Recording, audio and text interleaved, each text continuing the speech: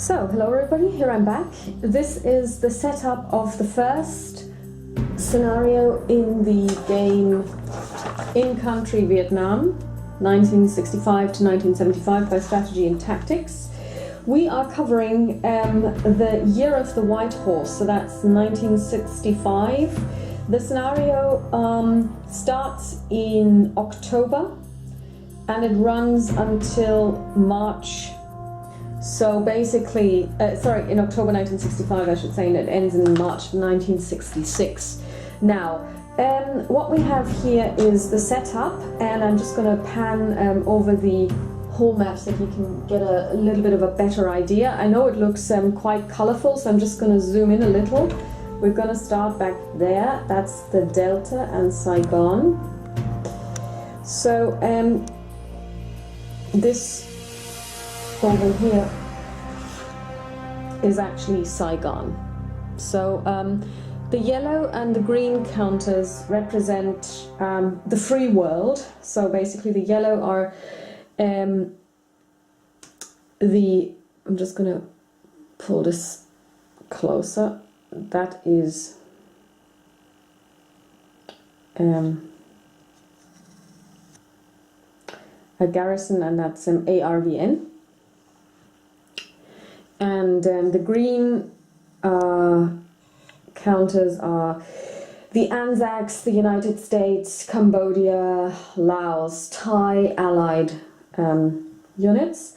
And the red, as you can see here, for example, here you've got red garrisons.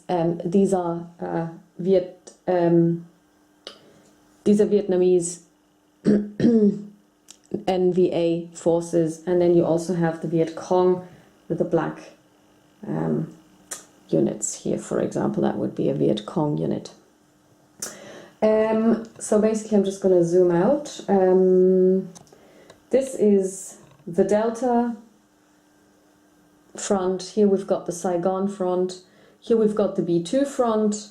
As you pan to the north, you get to Cambodia, which is only at the moment home to the Vietnamese. So here you can see garrisons. You can also see some supply units which become quite important. I'm just going to zoom in here. These are supply units. The way this works, supply in this game, is that the Allies are always in supply. The Vietnamese need to trace back their supply unit to a hex that they to a supply hex or base that they own, and it cannot be away further than 6 hexes, not 6 movement points, but 6 hexes. And if they are within 6 hexes of such a supply unit, they can double their attack strength by burning the supply unit. So that's a little bit like using the supply dumps in Tonkin. As we pan north, I'm just going to zoom out. We leave South Vietnam, so this is now over here, North Vietnam. You have the B1 front. You have up here,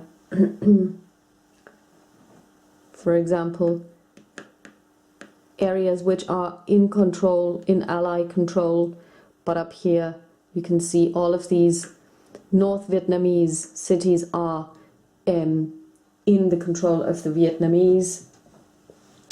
And the way the game plays is you don't have an objective. You don't have to, for example, capture Saigon, although capturing Saigon would be a benefit if the Vietnamese manage to do this. I think this is actually sudden death.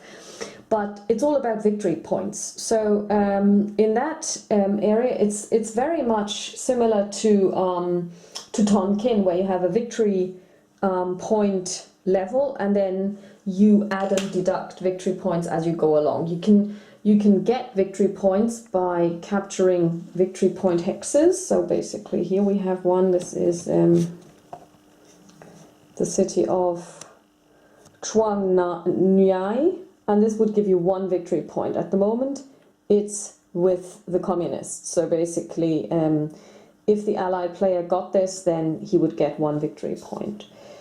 Up here we have the city of Hue,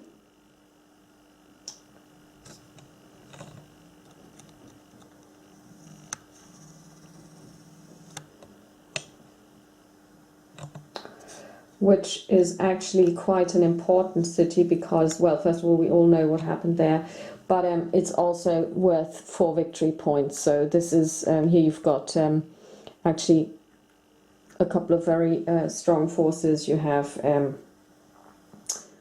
2 marine units in here, and they're defending this city. So it's going to be quite interesting because obviously this is a very important hex. You've also got fire bases. Here is one. Fire bases increase the firepower of the side they're allied with. So basically the idea is for the communists, and you can see that the communists are vastly outnumbered. I mean, this is actually, I don't know even how this is going to play out, because the idea is, of course, that the Vietnamese move into South Vietnam. Well, good luck to them. I mean, I don't think they'll stand much of a chance, because over here you also have the supply box and units that can be brought on or used, and the Vietnamese have nothing in here. You have one unit that can be refitted. Refitting happens by spending military or victory points or political victory points.